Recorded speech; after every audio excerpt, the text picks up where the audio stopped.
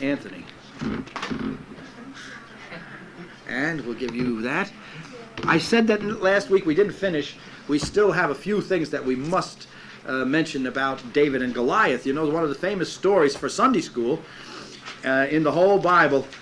Be that as it may, as as appropriate a child's story as it might be, and we sing that song. The kids sing that song. Only a boy named David, only a rippling brook. 5 little stones he took, and 1 little stone went up in the air, and it hit the giant in the head, and the giant came tumbling down. All right, it's all a beautiful story, but there's some pretty good lessons in this story for us to learn. It's not just a story. There's always practical truth. There's always some wisdom in these stories for us to learn. Let me just see if I've got the right page here. I got a few little things that I wrote down. Yeah, this is it. In chapter 17 of 1 Samuel, this is still last week's lesson. We want to go over this quickly. Chapter 17, verse 11. Let me read it to you. When Saul and all Israel heard the words of the Philistine, they were dismayed and greatly afraid. This was this big giant, 10 feet tall, coming out. Here's 2 armies encamped on slopes, a valley down in the middle, and instead of having a war between the two armies, the Philistines send out this big fella, and they say, all right, come on, why should we have a big war and lots of people be killed? You send out some warrior to fight our warrior, our champion. He's called a champion. And well, King Saul took a look at him, and this big guy came out, and he would roar and bellow and say, send me out a man to fight against me, and if I win, then you'll be our servants, and if you win, then we'll be your servants. And the people took a look at him, and he's great big fella with all his armor and his booming voice, and they were dismayed. It says, when they heard the words of the Philistine, they were dismayed and greatly afraid.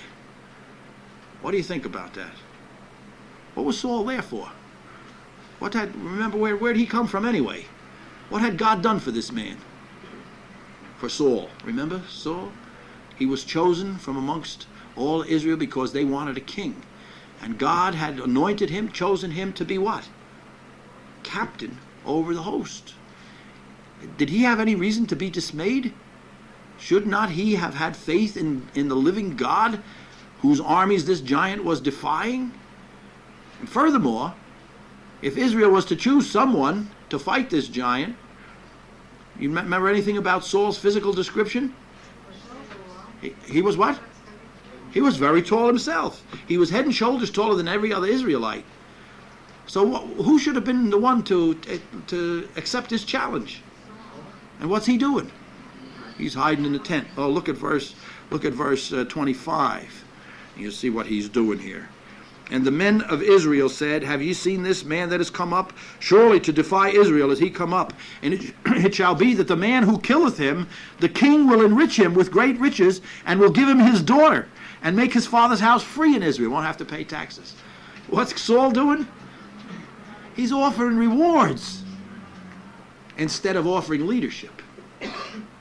The Lord wants us to have some faith in him that our God is able to give us victory.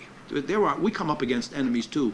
We come up against giants in our lives sometimes. Sometimes they're habits, sometimes they're difficulties, job situations, family situations. But we have a God, a living God who loves us, who cares for us, and who will help us. And we don't need to be dismayed, but we can believe the Lord. And the Lord wants us to take some authority and take some leadership and believe the Lord to meet our needs. So, Phil needs another chair. Go ahead. We'll wait a minute. They got one with oil all over it. I didn't want to sit on that. Here were the armies. Jesse's 3 sons were in that army, Saul's army. And Saul is making offers. He's offering his daughter to whoever's going to fight, instead of saying, all right, I'm the captain, I'm the king, I'm the tallest, and I've got the armor, and I've got experience. I'll go and fight this fella, and I'll trust the Lord to help me. Instead of doing that, he says, I'll give my daughter to anybody who will kill this fella. Very brave. He's sort of a disgrace. He's becoming more and more a figurehead and a hollow man. At any rate, David is sent by his father, to carry some supplies to his 3 brothers, to Jesse's 3 sons that are in the army. And so if you read the story, you see how what a responsible fellow David was.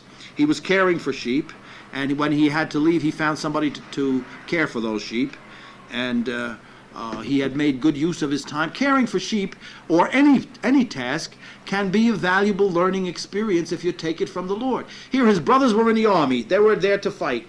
David's left at home. He's just a kid. He's caring for the sheep. But he did that job with all his heart.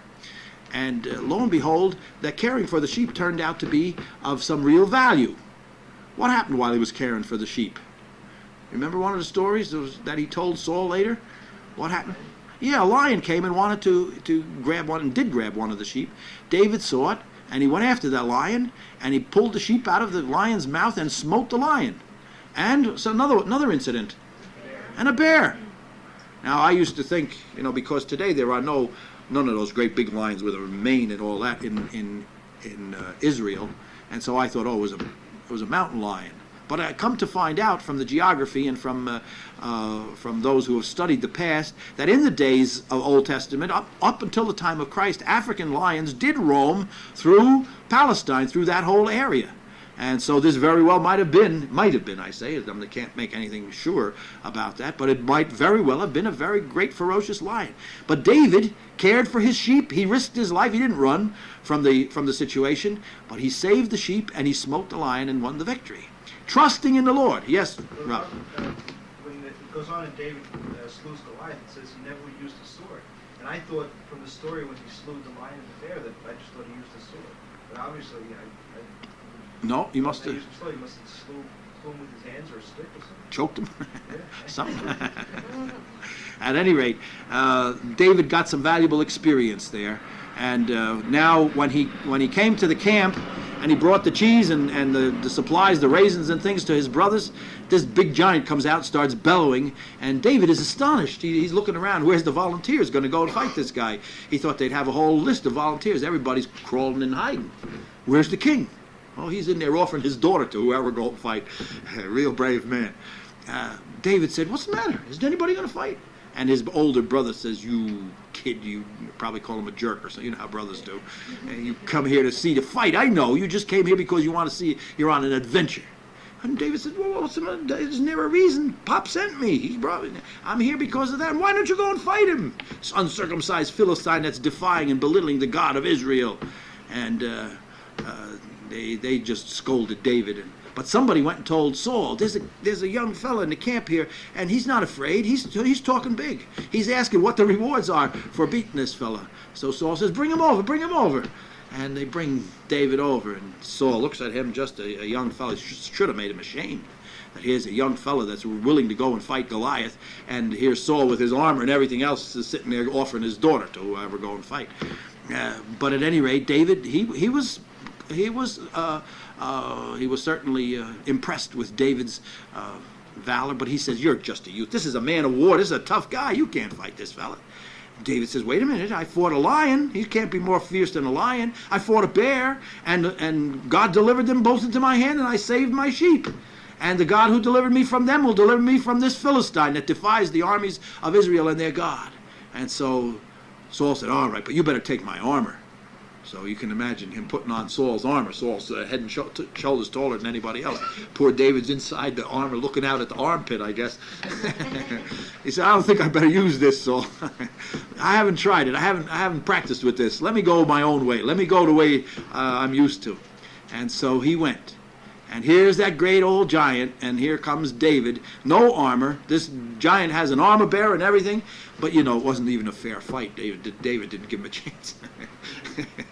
He had those 5 stones and he had that slingshot. I bet you David had practiced plenty with that slingshot. I don't know if they had Coke bottles in those days, but something he must have put up on fence posts and practiced. Now, I don't believe it was the practice alone that did it, but David, he didn't get to suddenly play the harp, the most skillful harpist in all Israel overnight either. These things have to be practiced. My point is that David didn't waste his time. When he was out there caring for the sheep, if it was an uneventful day, he was practicing with that slingshot so that he could hit the lion or hit the bear with a slingshot, or do whatever he had to do. And he also used his harp, which was sort of like a guitar, and he practiced and he composed the beautiful psalms that we have, some of them that we have to this day. He was not a waster of time. David knew how to put his time to good use. And now he was ready for this giant. And while they made speeches first, that was always the custom, and the giant says what he's going to do with David's head and with his body, and the birds are going to pick it off of the flesh and pick out the eyes, and then David gives his little speech, and he said, I'm going to cut off your head and feed it you're going to be the food for the buzzards today. And the speeches are finished, and now comes the battle, and here comes the giant lumbering down. He said, what am I, a dog that you come with sticks and stones? And David said, you come to me with sword and spear, and I come to you in the name of the Lord. And he ran to meet him. He faced the battle, and he wound up that slingshot and let it go. And the fellow was covered with armor, but it found a spot right through the visor there. So obviously the man had to see. So he opened up the little thing, and there that stone went right in and sunk right through the skull into the forehead. And that great giant went down, complapsed completely, like Mrs. Vince said. Complapsed completely. And David on top of him in no time, and whipped out the sword, Goliath's sword, for he didn't have a sword, and he hacked off his head. God gave the victory. David had his eyes on God. And when David brought that giant down, all Israel came out of their hiding places and out of their tents, and Saul, no doubt also came out with rejoicing. Oh, now, come on, let's chase him. And they all entered into the fight. Well, that was appropriate and right, although we have to certainly wonder about their valor before that and their faith in God. But the victory was given, and David is remembered. I suppose it's the most outstanding story in David's life, that as a youth he killed Goliath. He brought down that giant. And the folks, if we come up against enemies that seem like giants that we cannot overcome, we have a God who is able to deliver us from the paw of the lion, the paw of the bear, and from the Philistine, from whatever habits, whatever fears may come upon us. We have a living God who delights to give deliverance to Israel, to his people. We're his Israel. Those who are born again, those who have been washed in the blood of Jesus, are the true Israel of God. And so we can thank God for that. Well, that's more or less the story there. At this time, the time when David killed Goliath, he was still a youth, and David became quite famous because of the battles he won. He was later called to be Saul's armor bearer, and he also played the harp for Saul when Saul was oppressed by these fits of depression and the evil spirit that came upon him. David would come and play for him. But you know what happened? David became the object of a ballad, of a song. And all the girls sang the song about David, and they sang, one of the hit songs of the day back then. Saul hath killed his thousands, yeah. David hath slain his 10,000s, yeah. And the girls would go, woo, How was that? How did that make Saul feel to hear this song sung, and the girls all singing David's praises? What did that arouse in him? It aroused jealousy. Well, that's natural. That's natural. Saul was the king, and here they're all singing about David. David is young and handsome, and he won this outstanding victory. It was all in all the newspapers, if they had any. Anyway, it was talked all over. David was a big hero and a handsome fella, and he was the object of everybody's adoration. And Saul, he's the old fella, he's offering his daughter to whoever does it. So Saul felt jealousy. Furthermore, here David can play the beautiful instrument, and whatever he does, whatever David does, prospers. Saul sends him on terrible, risky errands. He comes back successful every time. Saul wanted to he tried to get him killed. He was so jealous of him, and this is a lesson from this particular story that we need to get. There are times when we're going to be tempted to be jealous of someone. What is jealousy in God's sight? It's sin. Jealousy is sin. And it's usually the beginning of more serious sin than just feelings. of, oh, I wish I got that honor, or I wish he didn't get it and I got it, and so on, things like that. That's the beginning. But that envy, then you start to look for something in somebody that you can accuse them of or find fault with. And by and by, you even fabricate and invent things to spoil their reputation or to make people think less of them. And finally, as with Cain and Abel, what did Cain do? He rose up and he smote his brother and killed his brother because his brother's acts, his brother's worship was accepted and his deeds were righteous and his own were not. And so he was jealous of his brother, and jealousy and envy opened the door to murder. It was the beginning of murder.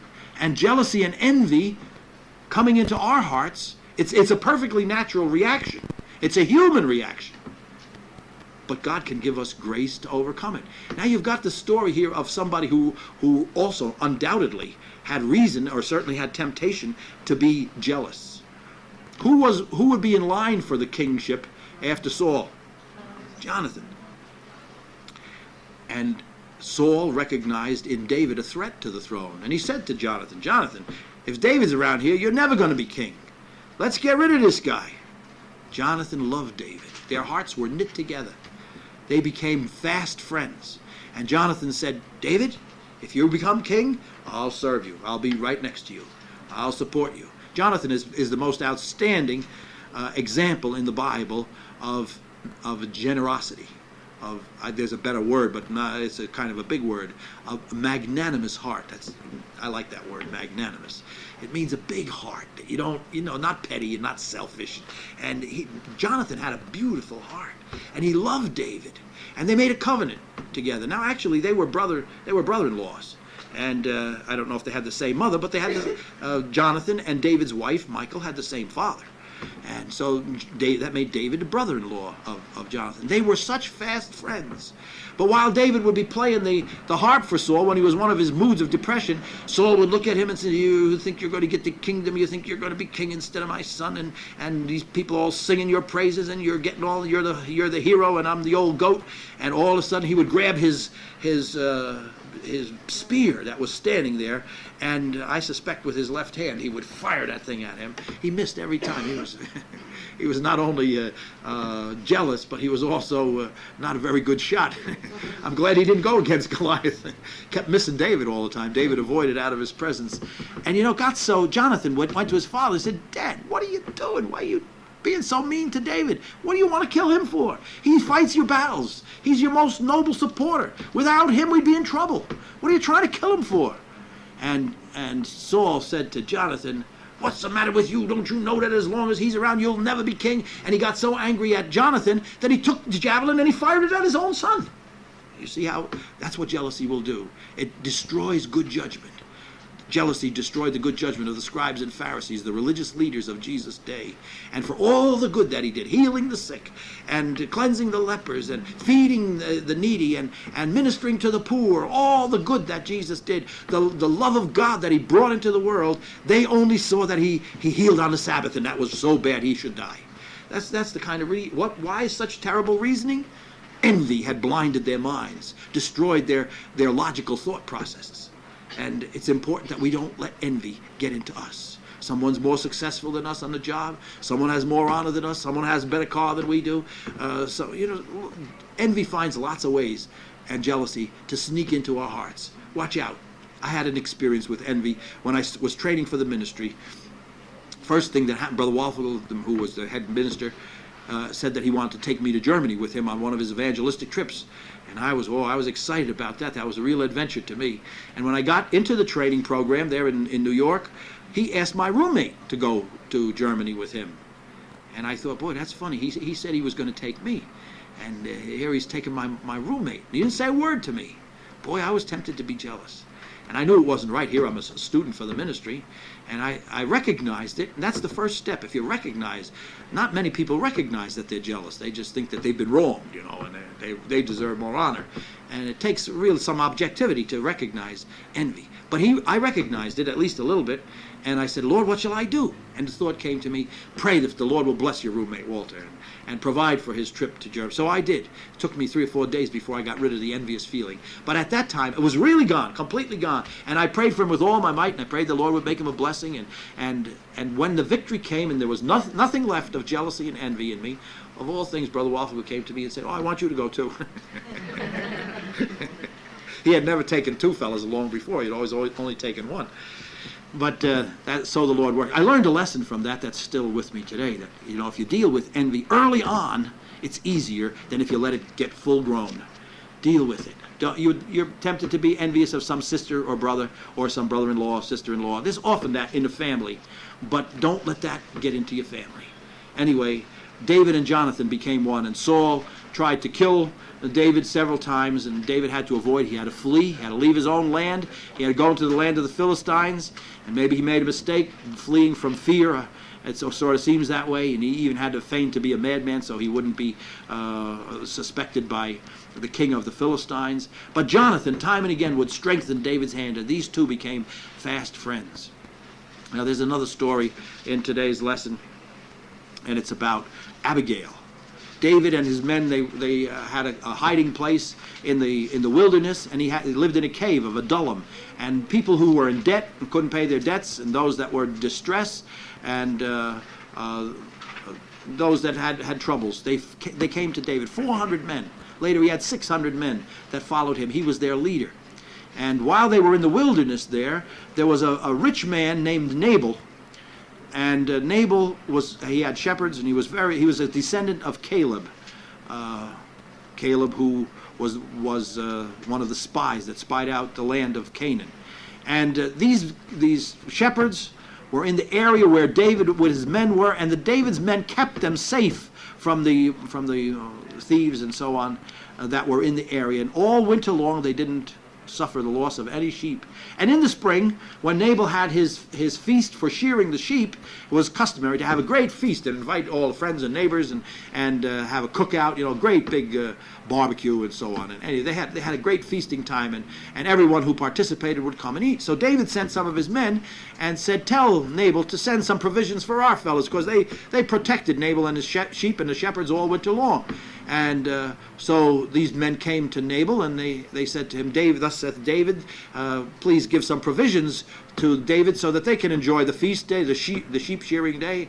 And Nabal, he was a stingy guy, and he was a man, he was called the son of Belial. He had a sharp tongue and a stingy heart. And he said, who is David? Why, a lot of servants and slaves have run away from their masters in these days, and who is this guy David anyway? And who is he that I should give him some of my hard-earned bread and supplies?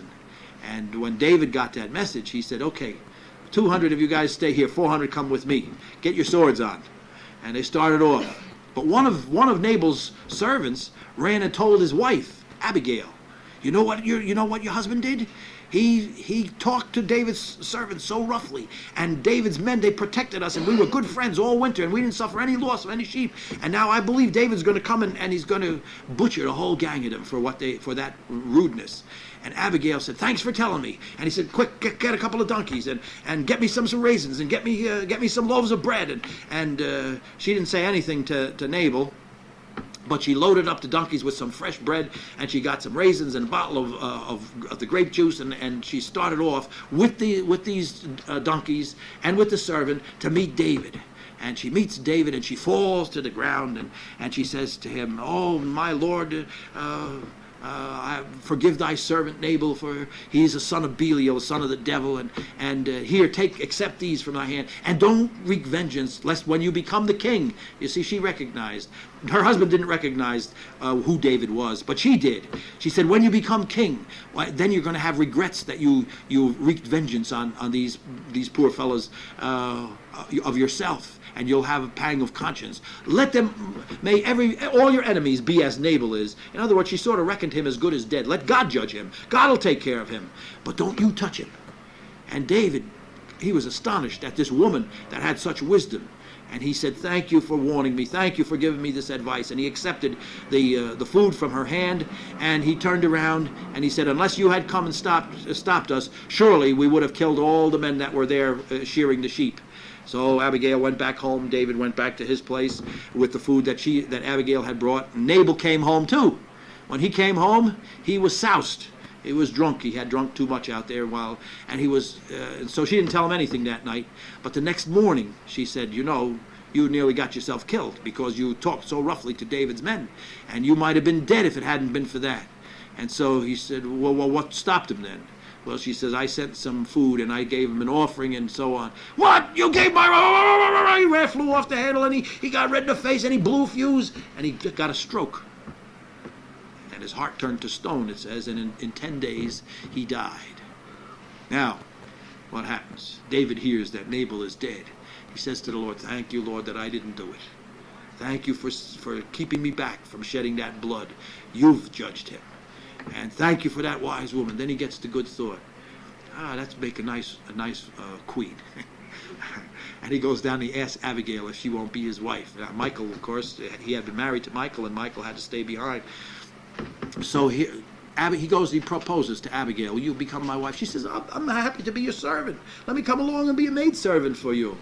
Oh, but he says, someone with wisdom like you have is worthy to be a wife. So she became his wife. Just think of the change in circumstances of Abigail. She was married to this curlish fella, he's called, stingy, grouchy, with a horrible temper, blowing his fuse, and living with this man must have been nobody can say anything to him.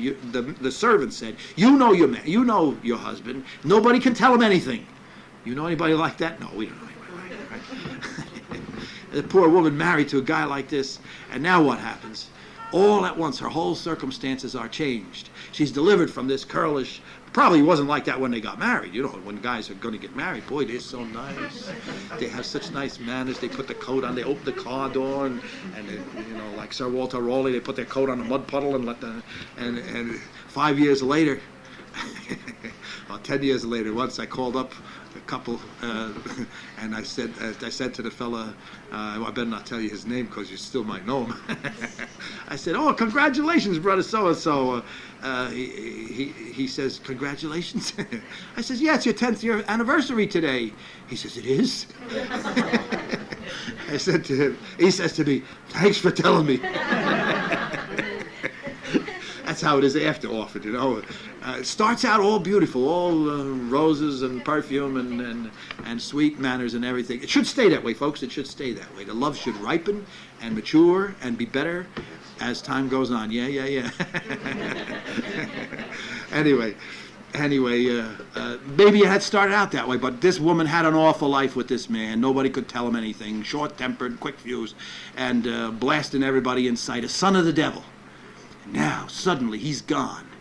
And she's released at least from that oppression. But then the circumstances change further. Now the door is open for her to be married to another, to David, the one who's in line for the king, for the kingdom, to be king. What a dramatic turn of events. Folks, that's sort of how it is with us. We're married to our old self, that curlish fella, the stingy, the old buzzard in there of your self-life to whom you can't tell anything, and we're in bondage to that self-life, and as we reckon ourselves to be dead indeed unto sin, all at once the door is open for us to be married to another, even to him that is raised from the dead, joined unto Christ. And who is he? King of kings and Lord of lords, and he wants us for his bride. He wants us to be joined unto him for eternity. What a glorious turn of events. Hallelujah. Praise the Lord. Well, isn't that wonderful? We have that opportunity. So we've got some lessons that we can learn and apply to ourselves, and some precious provisions that we can claim to be married to him that is raised from the dead, joined unto Christ, our King, our Lord.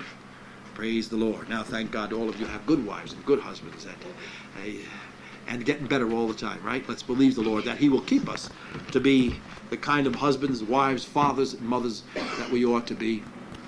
And God will bless us and lead us on. Thank you for your good attention.